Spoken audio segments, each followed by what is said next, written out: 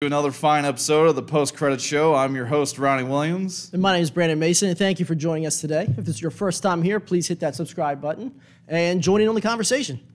Hey, where's Sergio? Yeah, I haven't seen him all weekend. Now I think about it. I think he had a Valentine's date, and I haven't seen him since. Oh, yeah. What's up with that, Sergio? Where are you? Yep. Answer your phone. Sergio, yes, always the romantic.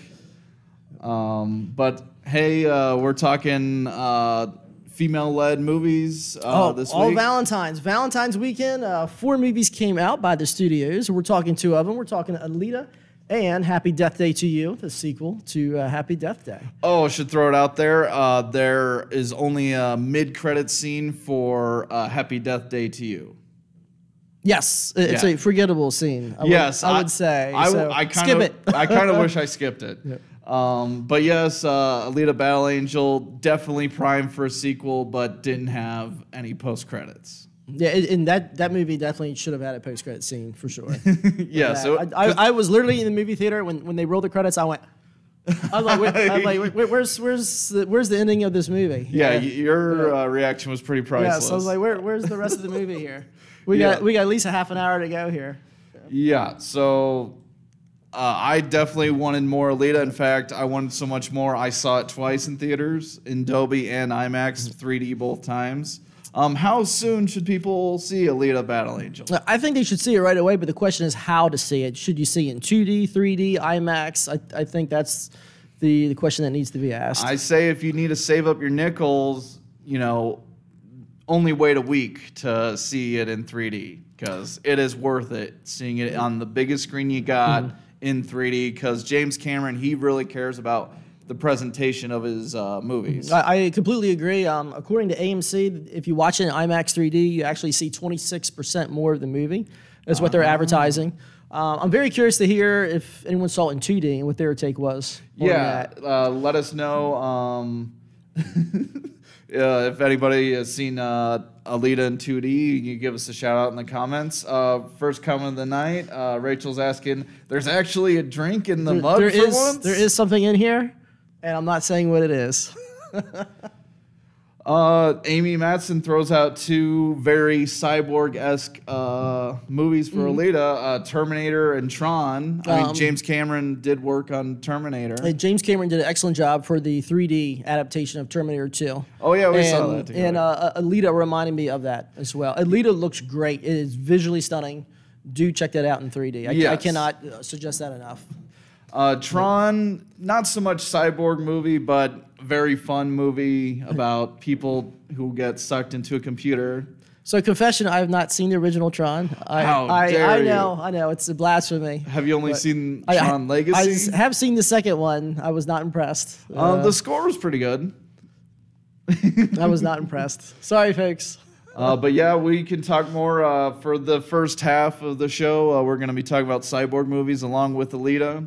So Terminator definitely in there because it's a metal body with a very human skin over it. Definitely counts as a cyborg. It's another James Cameron feature as well, which he is working on the 5th installment, I believe now. There's so many. Yeah, they just announced they're doing Terminator. I think it's Dark Fate is the working title right now. Is it going to have an 8 in there? I don't know, but Arnold is coming back for that one, folks. So that's good. So if you've not heard that yet, you've heard it here first. Oh yeah, breaking all the news stories here on the post-credit show. All right, so let's you want to kick it with Alita? Stan and Ollie. How soon should people see that? Stan and Ollie is pretty cool. I enjoyed it. I was a big Laurel and Hardy fan growing up as a kid. So I would definitely recommend seeing that. This is something that you could watch on Netflix, though. I always say see it on the big screen. It's probably leaving theaters soon, so see it soon. How soon should people watch Happy Death Day to You? Quickly. They should definitely watch it quickly. Very fun tone. We'll do a deep dive in the second half. I say see it today. Very fun movie, especially if you've seen the previous one. Not necessarily required, but definitely helpful. And that's one thing about Happy Death Day to You is you could actually walk in not having seen the original and really not miss a beat with this movie. It's a different storyline. Yeah. But there is spoilers for the first movie. Absolutely. Yeah. Yes. In fact, the trailer spoils the first movie if you watch too carefully. But yeah, we're talking Alita and Cyborg movies. Let us know in the comments. You know, And how soon should you see Alita? Today. I would say you should have seen it yesterday. Yeah. That's what I will say. Yeah. Use your time loop and see the movie. See the movie as soon as possible in 3D, the way it's meant to be seen. Yes. So Alita, Battle Angel, very fine movie. I enjoyed it. I thoroughly enjoyed it. I enjoyed it so much, I felt it ended too soon. Yeah. And I really wish it had gone on for an extra 45 minutes, hour. How long? What is the running time of that movie? Yeah, it's seen. I don't know. I don't know. Well, tell us in the comments, guys. It flew by. Whatever it was, it flew by. It felt like 45 minutes. For me, I felt the length at times. Like it moves pretty good. Don't get me wrong. It definitely cooks. But I also felt like we're missing some stuff. You know, like there's a lot of different aspects and like jobs that are brought up. You have Alita's past. You have her career as a motorball person. Her as a hunter warrior. Yeah, there are many unanswered questions Yeah. in this movie, and I think that's why, as an audience, I want to know those answers because I am invested into the characters. Yeah, Alita is definitely good.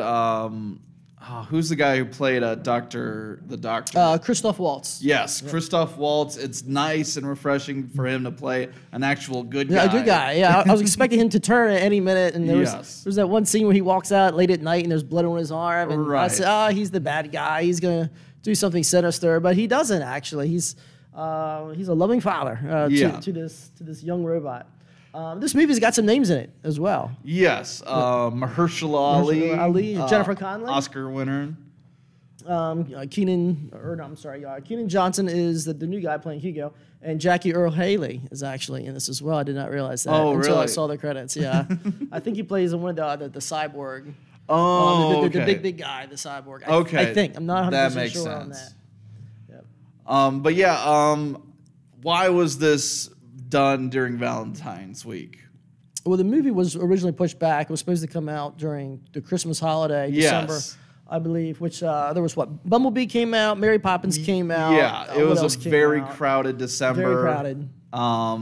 Like Mortal Engines did not fare so well. And it was supposed to come out the same week as Mortal Engines. So you could imagine how not so well Alita. Yeah, Mortal Engines got slayed in the market as well. So they gave Alita a fighting chance, and it's a Fox movie, but you know, in the transition of Fox getting absorbed by Disney, you know, Disney's like, hey, maybe we should kick this back a little bit. Why don't you throw that PG-13 Deadpool in December instead? You know. Well, the good news for Alita is that it is based off of a comic book. So Japanese manga. So it has not opened in Japan or China yet. That's going to be the real telltale if this is going to get a sequel, which it deserves. But it needs to make X amount of money, and China needs to supply that, essentially. This movie is a box office gamble as far as will it get a sequel or not is the big question. Yeah. Oh, we've already convinced Gwen to go see Alita. Please do. It is, totally worth the admission price. Go see it. Yeah, I would definitely see it again. I saw it twice. Yep, was happy twice. Yep. Yeah. Dolby and I was IMAX. shocked at the ending when I saw it. I was like, where's the rest of this movie? I want more. I want more. All right. Why does Alita work? Let's start with that. What makes this movie work? I mean, it plays off a lot of tropes, but I think the characters are what really get it through. Like, it's a girl with amnesia, but all this power. Like she's a special chosen one, sort of. You know, it very tropey, but you know, it's very sweet. And like, I try to throw it out there. It is a Valentine's Day movie because of her relationship to Hugo. Like, yes. It is a love story. Yeah, it is a love story. Less eye-rolling than a Twilight, but, you know, if you like Twilight, I mean, if you like those kind of movies, this is right in there with that YA crowd, you know?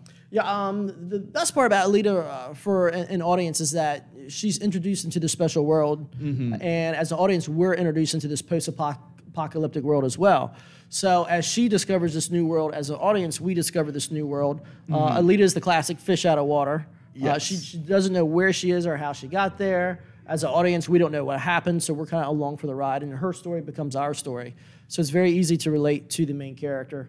So great job to James Cameron for writing this character. Well, yeah, him and 2 other writers. And then 2 other writers. But we do know James Cameron gets the top billing. Yeah, it's as funny. always. Like, he's too busy making his Avatar movies. Like, this is the movie he's wanted to make for 15 for a long years. time. Yeah, absolutely. Brought in Robert Rodriguez, which was a great get. He's very stylistic. He's Sin City. Yeah, Sin City's Robert Rodriguez's work, and just that's the real reason why I want to see again. Like, some critics will use like the visuals and the cinematography as an excuse for seeing a bad movie. No, this is totally worth seeing for the visuals. Yeah, this is not. I mean, it's a spectacle Yes. for a movie, but it does not rely on the spectacle to carry the storyline. The storyline carries it as well. And so we got some comments here. What is on the wall? That is a good question. These are our scanners to check for cyborgs, in case you're a Terminator. So in Alita, there is a city that hovers over the city on Earth. Yes. And the hovering city dumps all of its trash. And this is the trash that we have picked up here along the way from the future. And yes, Kaylee, we are totally going to do How to Train Your Dragon Hidden World next week.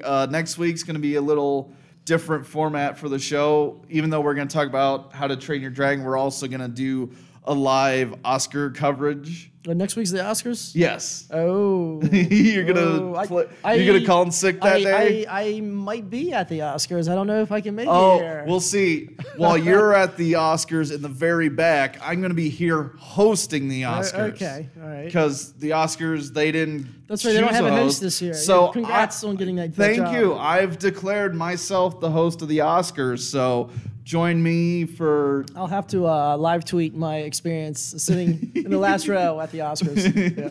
the very back. The very last row. Amy's asking who's our favorite for the Oscars. Actor, actress. Or just in general. Green Book, Mahershala Ali, help me out. Mahershala Ali, definitely best supporting for me as well. Actor. Best movies, give me a toss-up. Venom. Black Panther. I'd say Black Panther, Green Book, Bohemian Rhapsody. I think the top 3. I want Black Klansman to win. I don't think it will. I think Roma's the front runner. But for me, Black Klansman. I would love to see Spike Lee take home the best directing Oscar. Oh, that'd be so cool. That would be great.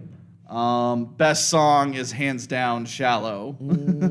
Shallow is a crowd pleaser, but I have to go with Kendrick Lamar, and I think he did win at the Grammys, if I'm not mistaken. Oh, Grammys! Yes, those Grammys. Oh, you Grammys! The Oscars of the music world. So, and Gwen Williams is on board with me with Black Panther. Yeah. Thank you, Gwen. Yeah.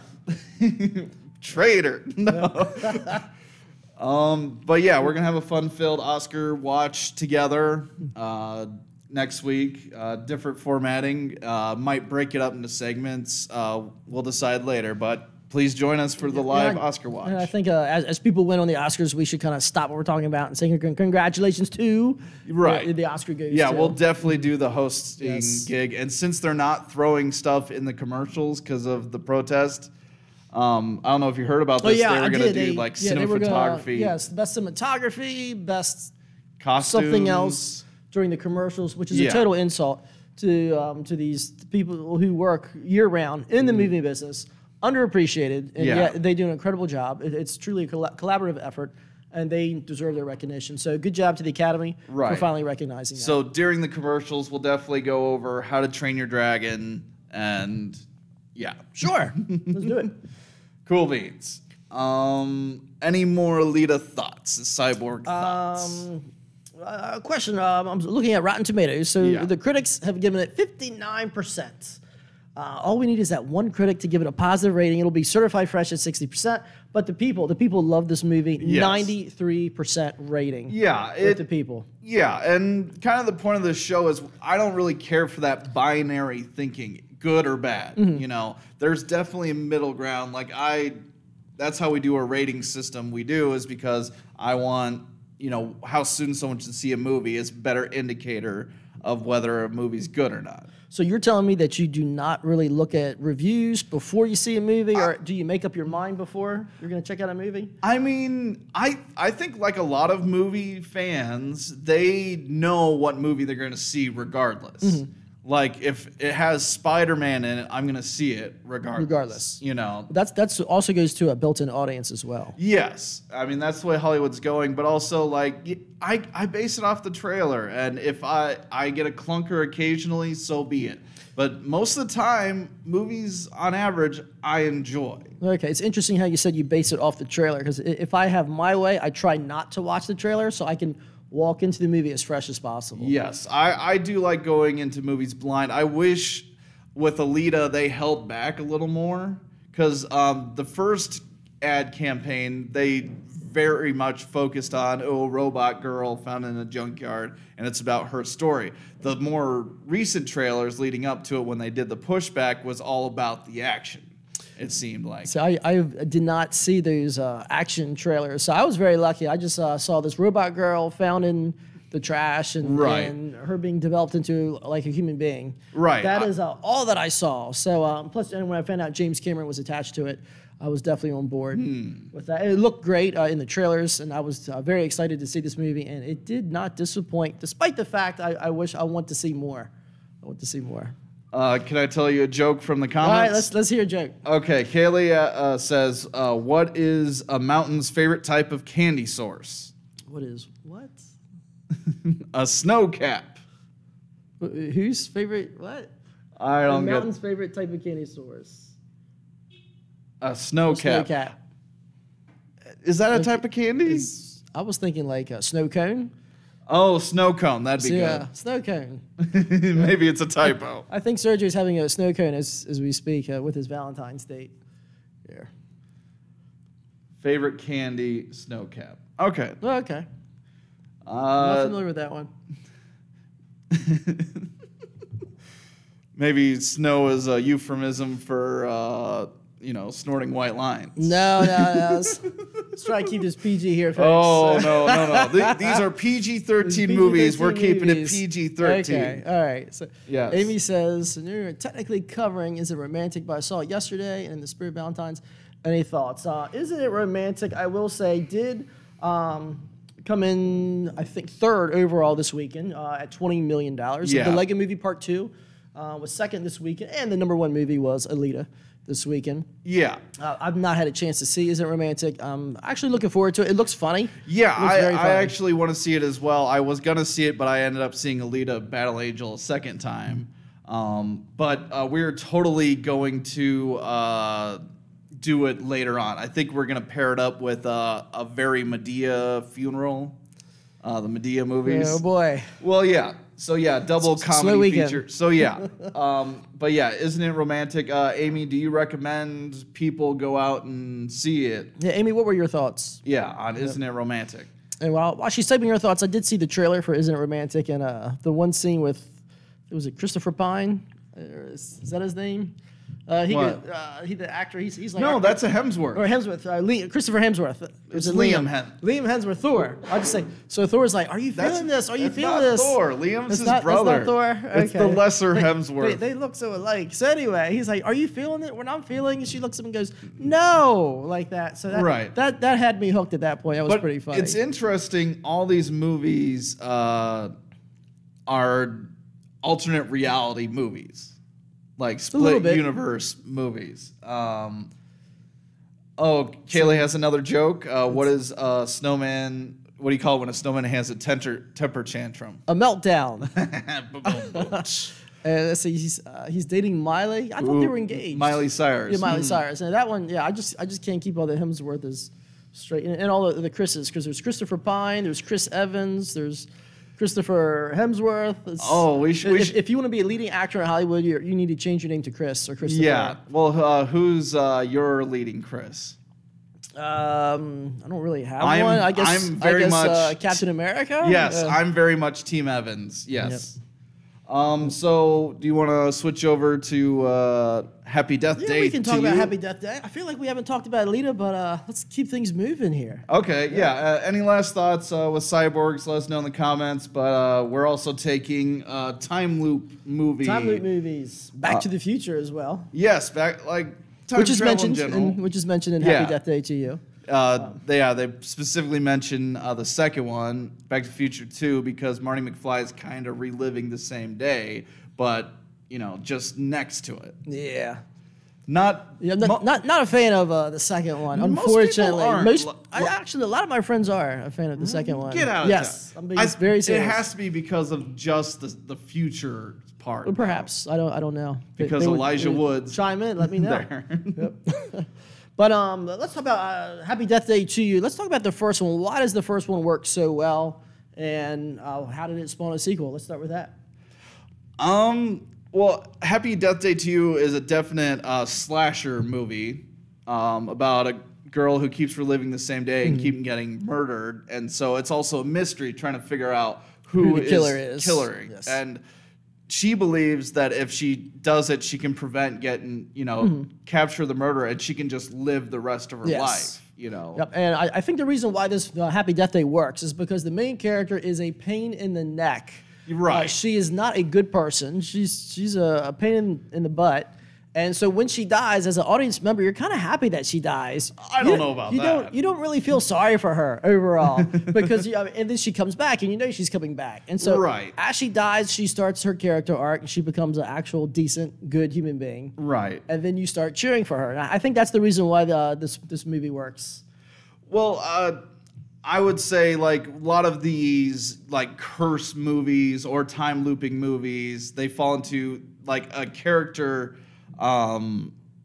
deserves it. They need to learn something. They need to grow as a person. Like the quintessential one being Groundhog Day, where Bill Murray is a weatherman who hates this town and he's stuck there forever, apparently. But he has to learn to become a better person. But he also does not die every single time. He just goes to bed at night and he wakes up the next day in this loop where with Happy Death Day she dies, which is just enough of a change of pace for that. But we got some comments here. I don't want to ignore our fans. Yeah, Gwen Williams definitely agrees. Groundhog's Day, great time travel movie. Rachel pointed out a movie I never would have thought of, 50 First Dates. I haven't seen it. Okay, so she's got amnesia, right? Yeah, she has amnesia and her brain restarts. So that could be considered a different way. Okay. Every time she wakes up, she's stuck in the same day. So Adam Sandler figures out how she can progress her life. But it's not the same day, is it? The time keeps moving, but for her, it's the same day? Well, for her, she keeps waking up thinking it's her father's birthday. Okay. And her father, what her and her brother, played by Sean Astin, kept doing is keep setting up the same day so that she does the same thing every day, goes and has waffles, goes home, paints a beautiful mural, and they watch the same football game. And Adam Sandler's like, that's a little twisted. Let's see if we can try to have her progress a little bit. Because he falls in love with her, and each day he tries to get her to fall in love with him. So it's kind of a sweet movie. It's a Valentine's movie. Yes, that would also fit as a Valentine's movie. But also, it is kind of repeaty, Like, she's the only one looping, but she doesn't know it. So it's kind of like a reverse Groundhog's Day almost. All right, we've got some more comments here. Kaylee says she did not like Happy Death Day to You. I'm curious as to why. I enjoyed it. We actually haven't talked. We talked about the first one. We haven't really talked about Happy Death Day to You, the sequel. Right. And Kaylee also asked what happened in the first one. So the first one, I think the first one also works because you're trying to figure out who the killer is. Right. And I walked into the first one with very low expectations. Yeah. And I was pleasantly surprised. It was much, much better. I walked into Happy Death Day to You with very low expectations. And thank you. And was surprised. As pleasantly surprised. I think this movie works. The reason why it works is because it is not the same story. We all know who the killer is from the first one. And my original concern when watching this movie is, are we going to sit through this again, have her try to stop the killer again? But unfortunately, it does not do that. So Happy Death Day to You, it looks like it's going to be a bunch of people looping. Like the Asian roommate looping, but no, like it breaks it up to like almost 4 different segments. One is focusing on the Asian character looping, and then it splits off into an alternate universe, and then she's trying to figure out the rules for that one, whether or not she actually wants to stay in it because it's a better split universe. It's a for better her. split to some extent, and I think that's why this movie works, is because it really focuses on the themes. Yeah. One of them being family. In this universe, her mother is still alive. Yes. And then the question is, do I stay here where my mother is alive, where things are different, or do I go back to what I know, where my mother is no longer with me? Right. Yep, and he was killed by that killer. Right. And it also has a segment of like how to solve the problem, you know, and she has a choice whether or not to stay or go. And so there's a whole funny segment about her resetting the day and offing herself in very creative ways, which is kind of funny. But it also brings up the morals as well.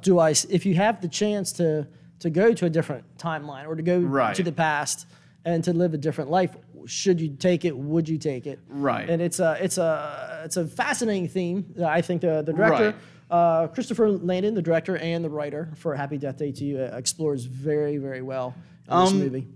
Yeah, Kaylee, I would agree. It is scary and weird, not for all ages. It's PG-13. Yeah, I believe. PG-13. So, you know, those who don't like scary movies, maybe not for them, because it does get somewhat gory at parts. I would say the first one's definitely more of a thriller-esque movie. Yeah, that one more. This one's more sci-fi. Yeah, I would make the argument on that. sci-fi comedy.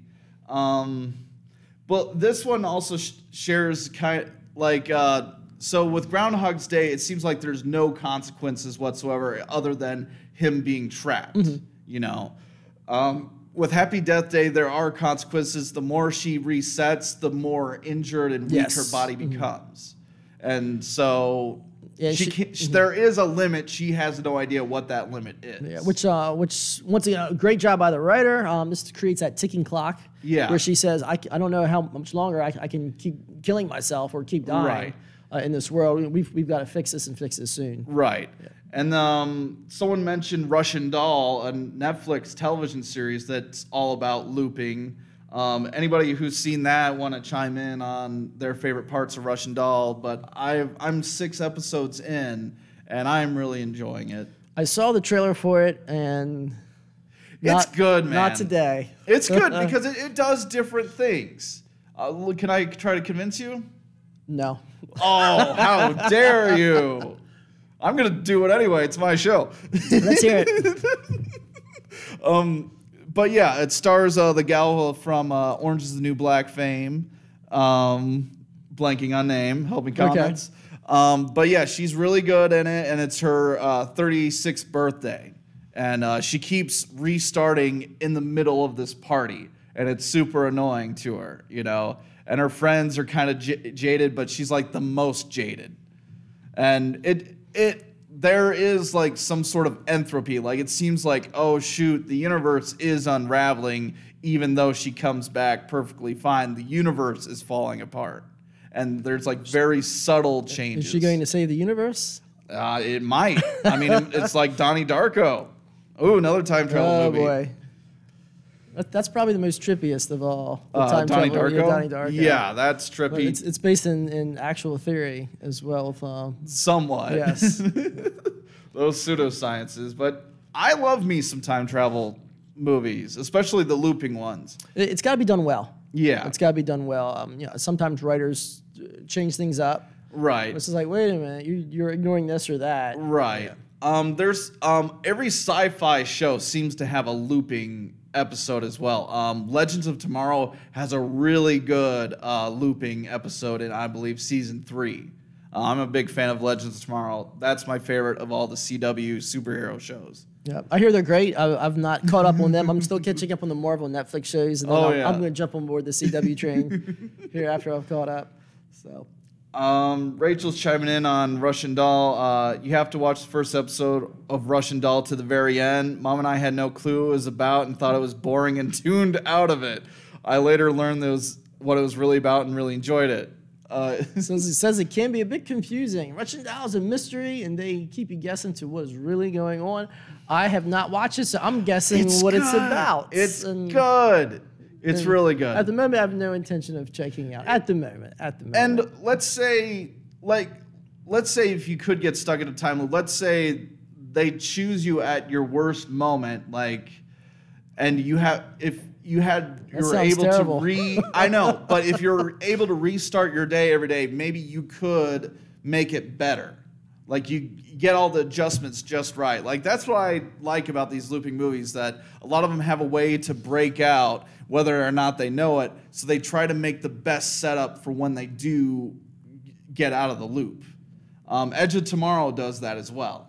Like it seems like he's infinitely looping, and then all of a sudden he's out of loop. So this last shot has to work. You know, and they kind of did it with Happy Death Day to You. There's suddenly a heist element, which I love. Yes. A Which very of course fun that heist. ticking clock element Yes. as well, which I think works for this movie. Yeah, and Russian Doll, like there's an ambiguous ticking clock as well, at least so far that I've seen in the 6 episodes. There's only 8 in the first season.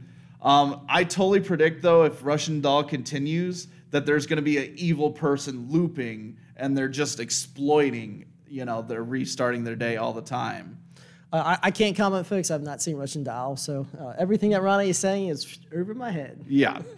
Star Trek also had looping episodes, lots of time travel plots. Well, Star Trek 4, they went back to, was it 1986? Well, yeah. Yes, by traveling around the sun, if I'm not mistaken. Right. I'm going through Next Gen right now, and there's an episode where a Picard gets sent back in time, and so they're trying to figure out, okay, what mistakes? We have 6 hours until the Enterprise blows up. What wrong decision did that Picard make? And also Star Trek Discovery, first season, has really good looping episode, and guest starring Rainn Wilson of The Office fame. Oh, okay. Like he's doing like a heist, and he keeps looping it so that he keeps progressing further and further into the ship. And only one person is realizing this is happening. Speaking of looping, doesn't Doctor Strange do some looping as well in the movie? In the Doctor Strange movie? Doctor Strange will like recruit himself for stuff, and like I'm not the biggest Doctor Who fan, but No, Doctor Strange. It's not Doctor Who, Doctor Strange. I think that's how he beats the bad guy. oh yeah, he does do a he loop, does that, yeah. which I predict somehow will find its way into the latest Avengers and stuff. I don't think so. I don't think there will we'll find be out in time a few travel. months. But yeah, Doctor Strange, I loved how that movie ended. He created a time loop, but for him and the main huge bad guy, and so he trapped both him and the bad guy for all of time. And I'm like, Until the bad guy brilliant. got tired of it and Yeah. said, I've had enough of this. Yeah, great pull, Yep. man. So we talked some good time travel movies. Any last comments from you, the viewers? Time travel movies in general? I just want to say, Happy Death Day to you. It's great. Yes. I'm a big Rotten Tomatoes fan. It's dead even on Rotten Tomatoes as far as the critics and the fans. It's at 66%, around 62, 64, 66%, somewhere in there. So the people like it and the critics like it. Yeah, and Happy Death Day to You, the tone is so fun. Like, that's my big takeaway. Like, you want to see a movie that is fun, go see Happy Death Day to You. It's a fun movie. It's yes, definitely a it's fun fun. movie. You try to guess what's happening. It keeps changing it up on you. You know, it just works its way through. Yeah. And Kaylee's talking about, let's see, this word leaves. Sorry, folks, we're just reading this. Kaylee said, something loops women, goes to Ireland where her family is, then finds these stones and goes into the past and has internal and external conflict herself, past and future. This sounds interesting. Is that? I wonder if that's Outlander. I've not seen Outlander. I hear it's excellent. I've not seen it. We need a title, Kaylee. Yes. Titles are good. Yes, please. So next week, How to Train Your Dragon. How to Train Your Dragon and Oscars. Yeah, I'm hosting the Oscars. Okay. It's official. Okay, Ronnie will be hosting the Oscars. I'll be in the back live tweeting the experience. Oh, apparently Umbrella Academy. I just heard about that today. I've not had a chance to check it out. I hear it's great. Yeah. And Kaylee said, yes, it was Outlander. Okay, so Outlander. that explains it. Yeah, I do know the premise of Outlander. She's a doctor, so her going to the past, she has all this knowledge to help. Oh, she's from the present day. Yes. Oh, I did not know and that. I think in Outlander, she gets stuck in the past. Okay. But yes, very romantic. You know. I think the guy walks around with his shirt unbuttoned. Yes. Or like he's just not wearing it. Yeah. Matthew McConaughey style in most of his movies. Couple more weeks of keto and I'll be shirtless. There you go. There you go. So yes, thank you for joining us for another fine episode of Post Credit Show. And hopefully we'll find Sergio. Sergio, I hope your date went great. Yeah. Thank you, and please spread the word. This show's for you guys. As soon as you see How to Train Your Dragon, send me the comments, and we'll definitely feature them on the show. Yeah, you do not have to wait for us to go live. Just drop some comments, subscribe, so we can play off your comments when we open the show next That's right. week. And thank you for joining us today. And once again, if you've not hit that subscribe button, please subscribe. And we want to hear from you. So please chime in. Thanks again, guys. See you until next time.